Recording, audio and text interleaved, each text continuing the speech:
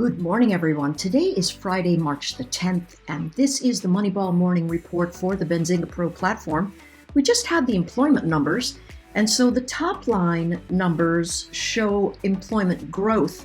But if you dig inside, it shows that lower wage jobs were climbing and higher wage jobs are falling, which maybe not such a good thing. So it's a very messy employment number.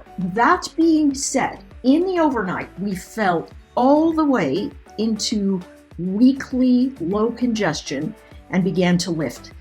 Now we are looking at the low of last week at 39.25 and trying to hold it. Notice, if we don't hold 39.25, we are going to head lower.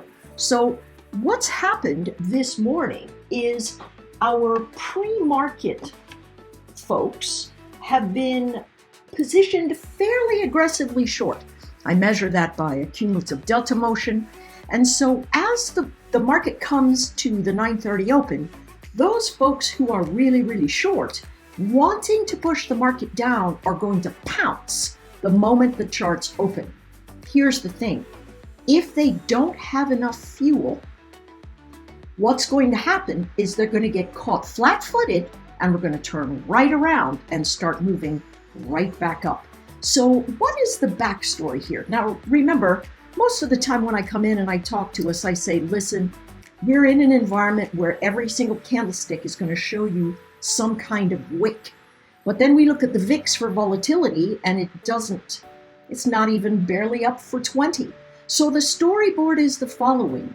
VIX doesn't really measure intraday volatility. It measures 30-day realized volatility.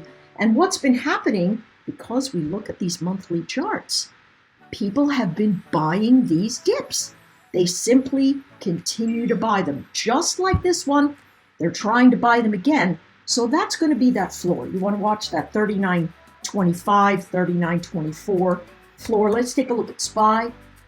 Today, my thought was yesterday, hey, listen, we're not going to do anything into the numbers, but something very interesting happened. And that is because everyone was thinking, hey, it's a day before big numbers, therefore we're going to do nothing.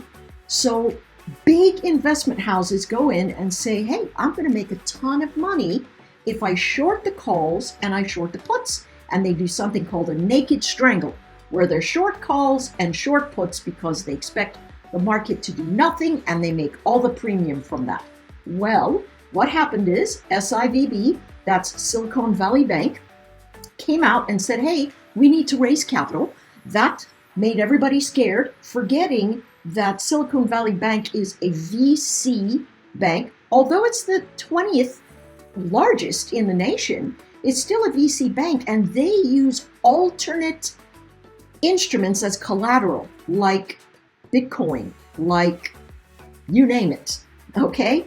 And so their desire to hold that capital and get themselves just a little firmer just caused a contagion in the market. And then once the contagion started, the guys and gals who thought nothing would happen during the day were scrambling in their positions, and dealers also forced to sell in the direction of market because short puts give us bullish pressure, and all the dealers are caught trying to balance all of that with the guys who have to get out of the market because their short puts are in the wrong direction. So, blah, blah, blah. That is the backdrop. All we need to look at is, where am I lifting? Now, 393 should have been a hold. The next line in the sand below 390 is here at 387, right? That's congestion, little wishy-washy. You know, these things are not exact numbers because so many of us play, and so many of us play games. So the bottom line is still, listen, they're buying these deep dips. When they stop buying them, we're going to have ourselves just some kind of monumental fade, right? And this is the low of 3 months ago down at the framework, but they're still buying down here, right? This is not a market that is in breakdown yet. It's still building some kind of flag pattern on the monthly. Now, Is it likely that it falls down the rails? Possibly. But there's still a lot of people that are buying the market on the dips. Okay, so you want to be careful about that.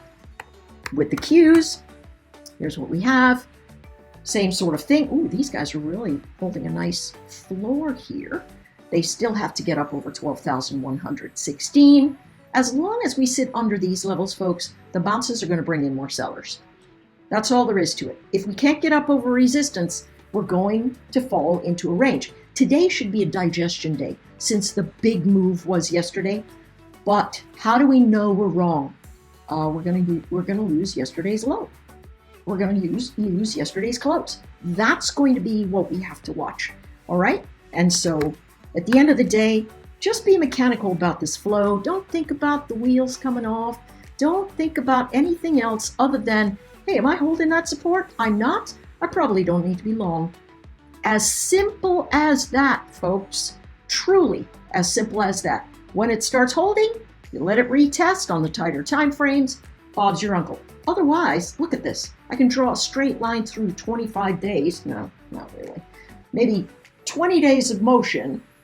I can draw through and see these charts just coming right back and forth to their support levels. All right. So watch the levels, put them on your charts, create alerts. That's going to help you make money.